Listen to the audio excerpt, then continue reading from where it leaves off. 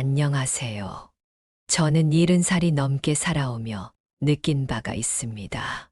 제 생각이 모두 맞진 않겠지만 지금까지 느낀 것들을 정리해서 자식들과 아이들에게 들려주고 싶네요. 이 이야기 시작 전에 구독과 좋아요 잊지 않으셨죠? 여러분의 무료 구독은 채널 유지에 큰 도움이 됩니다. 오늘은 정말 중요한 주제를 이야기하고자 합니다. 며느리와 딸은 다르다는 주제인데요. 예비 시어머니 그리고 고부 갈등을 겪고 있는 분들에게 도움이 되었으면 합니다. 그럼 이야기 시작합니다.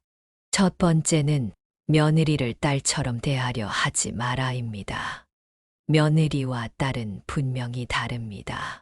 시어머니가 며느리에게 내 딸처럼 생각하겠다는 마음을 가지는 것은 좋은 의도지만 딸과 며느리의 관계는 시작부터 다르다는 점을 인정해야 합니다. 딸은 어릴 때부터 부모와 함께하며 자연스럽게 쌓인 신뢰가 있지만 며느리는 시댁이라는 새로운 환경에 적응해야 하는 입장입니다. 딸에게 할 수 있는 조언이나 잔소리도 며느리에게는 간섭으로 받아들여질 수 있습니다. 며느리를 딸처럼 기대하고 다가가면 오히려 거리를 두려 할 수 있습니다. 며느리는 남편의 어머니가 아니라 자신만의 생활이 있는 독립된 인격체임을 명심해야 합니다. 사례를 들어보면 한 친구는 며느리에게 딸처럼 사사건건 조언하고 생활에 개입했습니다. 처음에는 좋은 마음으로 하는 말이라고 했지만 며느리는 점차 부담을 느끼며 거리를 두게 되었습니다. 반면 다른 친구는 며느리를 독립된 성인으로 존중하며 필요한 때에만 도움을 주었습니다. 덕분에 며느리는 시어머니와 편하게 지낼 수 있었고 자연스럽게 관계가 깊어졌습니다. 며느리를 딸처럼 대하려 하기보다는 며느리의 독립성을 인정하며 대하는 것이 바람직합니다. 두 번째는 적절한 거리감을 유지하라입니다. 며느리와의 관계는 가까워지려고 지나치게 애쓰는 것보다 적절한 거리감이 유지될 때 더 오래 지속됩니다. 너무 가까이 다가가면 며느리에게 부담이 될 수 있고 반대로 거리를 너무 두면 소통이 단절됩니다. 며느리가 편안하게 느낄 수 있도록 서로의 생활을 존중하며 자연스럽게 다가가는 것이 중요합니다. 특히 며느리가 먼저 다가오도록 기다리는 인내심이 필요합니다. 사례를 들어보면 한 친구는 며느리에게 매일 연락하고 사소한 일까지 간섭하다가 며느리의 불편함을 샀습니다. 그 결과 며느리는 시어머니와 거리를 두며 필요할 때만 연락하게 되었습니다. 반면 또 다른 친구는 며느리에게 부담을 주지 않고 명절과 기념일에만 가볍게 연락을 했습니다. 덕분에 며느리는 마음 편하게 먼저 시어머니를 찾았고 관계가 더욱 돈독해졌습니다. 적절한 거리감은 신뢰를 쌓는 중요한 열쇠입니다. 세 번째는 비교하지 마라입니다. 비교는 며느리의 자존심에 상처를 주고 시어머니와의 관계를 악화시키는 가장 빠른 방법입니다. 다른 집 며느리는 이렇게 하더라 같은 비교 발언은 며느리를 평가받는 느낌이 들게 하고 며느리가 시댁을 피하게 만드는 원인이 됩니다. 며느리는 시어머니의 인정을 받고 싶어도 이런 비교는 오히려 멀어지게 만듭니다. 각 며느리의 장점을 찾아 칭찬하는 것이 더 긍정적인 관계를 만듭니다. 사례를 들어보면 한 친구는 며느리에게 내 친구는 남편 부모에게 더 잘한다더라라고 말한 후 며느리가 더 이상 시댁에 오지 않게 되었습니다. 반면 또 다른 친구는 며느리가 해주는 작은 일에도 칭찬을 아끼지 않았습니다. 며느리는 시어머니에게 인정받는 기쁨을 느꼈고 자발적으로 더 자주 시댁을 방문하게 되었습니다. 비교 대신 칭찬이 관계를 발전시키는 가장 효과적인 방법입니다. 네 번째는 강요하지 마라입니다. 시어머니의 생활 방식을 며느리에게 강요하는 것은 갈등을 불러일으키기 쉽습니다. 며느리도 자신의 삶과 가정을 운영하는 방식이 있기 때문에 서로의 방식을 존중하며 조율하는 것이 중요합니다. 명절 음식 준비, 집안일, 자녀 교육 문제 등에서 자신의 방식을 고집하지 않고 타협과 이해를 보여줄 때 며느리는 시어머니를 편하게 대할 수 있습니다. 사례를 들어보면 한 친구는 며느리에게 명절엔 반드시 이렇게 해야 한다며 강요하다 큰 갈등을 겪었습니다. 며느리는 시댁 방문을 거부하며 관계가 소원해졌습니다. 반면 또 다른 친구는 며느리에게 내 방식대로 해도 좋아라며 자유를 주었습니다. 며느리는 부담 없이 시댁을 방문하며 오히려 자발적으로 더 많은 도움을 주게 되었습니다. 강요보다는 며느리의 선택을 존중하는 태도가 관계를 건강하게 만듭니다. 다섯 번째는 손주 양육에 개입하지 마라입니다. 손주 양육에 지나치게 개입하는 것은 고부 갈등의 큰 원인이 될 수 있습니다. 며느리가 부모로서 자신의 역할을 할 수 있도록 신뢰를 주고 양육 문제에 있어서는 며느리와 자식의 방식을 존중해야 합니다. 사례를 들어보면 한 친구는 손주 교육 방식을 두고 며느리와 충돌하며 관계가 틀어졌습니다. 반면 또 다른 친구는 너희 부부가 정한 방식이 가장 좋다며 며느리를 지지했습니다. 그 덕분에 며느리는 시어머니를 편안하게 대할 수 있었고 손주와의 만남도 즐거운 시간이 되었습니다. 양육은 부모의 몫임을 인정하고 믿어주는 것이 중요합니다. 여섯 번째는 감사를 표현하라입니다. 며느리가 해주는 일에 고마움을 표현하는 것이 중요합니다. 작은 일에도 감사를 표현하면 며느리는 자신이 인정받고 있다고 느끼며 시댁을 더 따뜻하게 대하게 됩니다.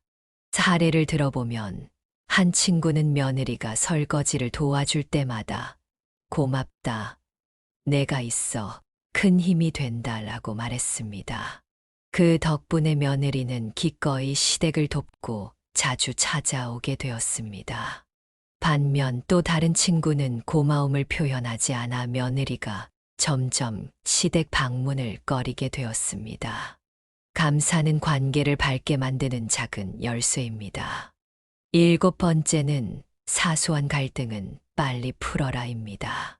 작은 갈등과 오해도 그날 풀지 않으면 점점 커져 돌이키기 어려운 문제가 됩니다. 시어머니와 며느리의 관계는 신뢰와 소통이 중요한데 작은 감정에 골이 쌓이면 깊은 상처로 남기 쉽습니다. 특히 자존심 때문에 먼저 사과하지 않고 방치하면 마음의 거리가 생겨 시간이 지나도 해결이 어려워집니다. 갈등이 생기면 즉시 대화하고 먼저 손을 내미는 지혜가 필요합니다. 사례를 들어보면 한 친구는 명절에 며느리와 사소한 의견 차이로 다툰 후 며느리가 나한테 사과해야지라며 고집을 부렸습니다. 그 갈등을 오래 방치한 탓에 며느리는 시댁 방문을 꺼리게 되었고 결국 두 사람의 관계는 소원해졌습니다. 반면 또 다른 친구는 다툼이 생기자 바로 괜히 예민하게 굴었네, 미안해라며 먼저 사과했습니다. 며느리는 시어머니의 진심의 마음을 열었고 오히려 자신도 저도 죄송했어요 라고 화해의 손을 내밀었습니다. 작은 갈등을 빨리 해결하면 관계가 더 깊어질 수 있습니다. 갈등은 자연스러운 관계의 일부입니다.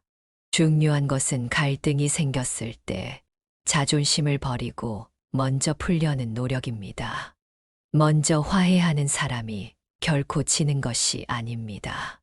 사소한 감정은 쌓아두지 않고 그날로 풀어야 관계를 유지할 수 있습니다. 8번째는 며느리의 부모를 존중하라입니다. 며느리는 자신의 부모가 존중받는 모습을 보며 시댁에 대한 애정을 키우게 됩니다. 며느리의 부모와 시댁 사이의 관계가 원만할수록 며느리는 시어머니를 더욱 편하게 대할 수 있습니다. 반면 며느리의 부모를 무시하거나 가볍게 대하면 며느리와의 갈등이 커질 수 있습니다. 며느리의 부모를 진심으로 존중하는 태도는 고부 관계를 더욱 돈독하게 만듭니다. 사례를 들어보면 한 친구는 며느리의 부모 경조사에 참석하지 않으며 우리 집과는 상관없는 일이라는 말을 했습니다. 그 후 며느리는 큰 상처를 받았고 시댁과 거리를 두기 시작했습니다.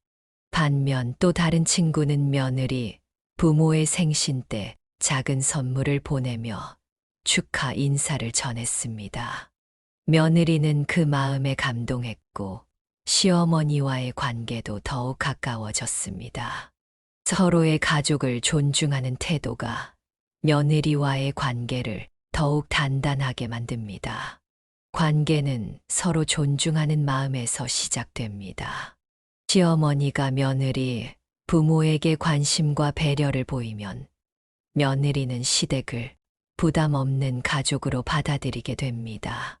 이는 단순한 예의가 아니라 진심에서 우러난 존중의 태도로 다가가야 효과가 있습니다. 9번째는 자신의 실수를 인정하라입니다. 시어머니도 때로는 실수할 수 있다는 사실을 인정해야 합니다. 며느리와의 관계에서 잘못을 인정하고 사과하는 태도는 신뢰를 쌓는 중요한 요소입니다.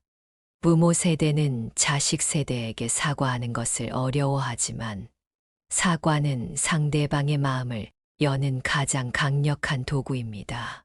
시어머니가 자신의 잘못을 인정할 때 며느리는 시어머니를 더욱 신뢰하고 존중하게 됩니다. 사례를 들어보면 한 친구는 며느리와 다툰 후 내가 부모인데 왜 내가 사과를 해야 하냐는 마음을 가졌습니다. 그 결과 며느리는 마음의 문을 닫고 시댁과 거리를 두기 시작했습니다. 반면 또 다른 친구는 다툼 후 며느리에게 내가 너무 경솔했네. 미안해 라고 솔직하게 사과했습니다. 며느리는 시어머니의 진심에 감동했고 그날 이후 시어머니와의 관계가 더욱 편안해졌습니다. 사과하는 용기는 며느리와의 관계를 깊게 만듭니다.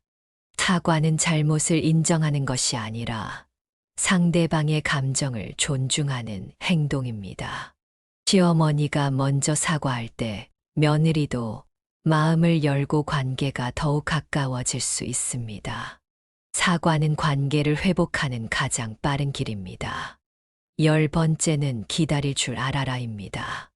며느리와 친해지는 데는 시간이 필요합니다. 처음부터 가까운 관계를 기대하면 오히려 며느리가 부담을 느낄 수 있습니다.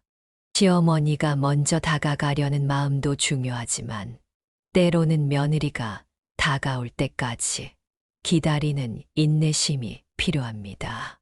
관계는 억지로 형성되는 것이 아니라 자연스럽게 쌓여가는 것입니다. 사례를 들어보면 한 친구는 며느리에게 자주 연락하고 만남을 강요하다가 오히려 거부감을 불러일으켰습니다.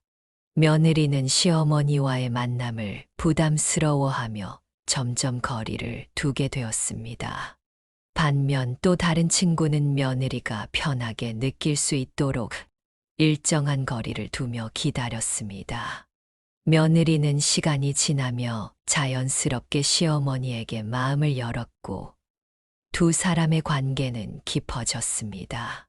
기다림은 관계를 유지하는 중요한 지혜입니다. 기다리는 것은 관계의 신뢰를 쌓는 중요한 태도입니다. 급하게 다가가기보다 상대방의 마음이 열릴 때까지 기다리는 여유가 필요합니다. 며느리가 마음 편하게 다가올 수 있도록 기다려주는 시어머니는 현명한 시어머니의 표본입니다. 며느리와의 관계는 존중과 이해에서 시작됩니다. 며느리와 시어머니의 관계는 시간과 노력이 필요한 여정입니다. 딸과 며느리는 분명히 다르며 그 다름을 인정하고 받아들이는 것에서부터 현명한 시어머니의 역할이 시작됩니다. 강요하지 않고 비교하지 않으며 서로의 생활 방식을 존중하는 태도가 필요합니다. 사소한 갈등은 쌓아두지 않고 빨리 풀어야 하며 때로는 자신의 실수를 인정하고 먼저 사과하는 용기도 가져야 합니다. 기다림도 관계의 중요한 부분입니다. 서두르지 않고 인내심을 가지고 며느리가 다가오길 기다리는 여유가 필요합니다. 며느리와의 관계는 서로의 자유를 인정하고 적절한 거리를 유지할 때 더 편안해집니다. 또한 며느리의 부모를 진심으로 존중하는 태도는 며느리가 시댁을 마음 편하게 받아들이는데 큰 역할을 합니다. 현명한 시어머니는 며느리에게 부담이 아닌 편안함을 주는 사람입니다. 강요와 간섭을 멀리하고 작은 일에도 감사하며 며느리가 자신의 삶과 가정을 주도할 수 있도록 지지하는 역할을 합니다. 관계를 억지로 만들기보다는 자연스럽게 쌓아가야 합니다. 서로의 존재를 존중하며 작은 노력과 배려로 좋은 인연을 이어가는 것이 행복한 고부 관계의 시작입니다. 결국 시어머니와 며느리는 가족이자 동반자입니다. 서로가 지혜롭고 따뜻하게 다가갈 때 시댁과 친정이 모두 행복한 관계를 유지할 수 있습니다. 딸과 며느리가 다름을 인정하고 그 차이를 이해하는 태도가 현명한 시어머니로 가는 길입니다.